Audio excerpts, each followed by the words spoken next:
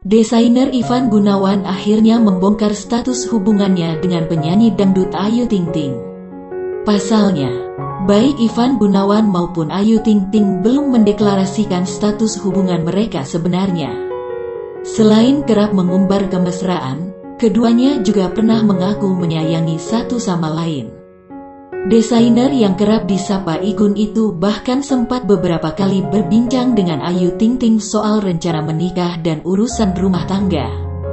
Baru-baru ini, melalui postingan di akun Instagram pribadinya @ivan_gunawan, pada Senin tanggal 22 November tahun 2021, Ivan Gunawan akhirnya ungkap status hubungannya dengan Ayu Ting Ting. Dalam postingannya itu, Ivan Gunawan terlihat mengunggah potret dirinya yang memeluk mesra Ayu Ting Ting.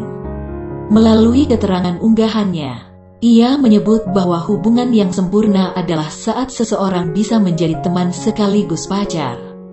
Hal itu seakan mendeskripsikan status hubungannya dengan Ayu Ting Ting saat ini.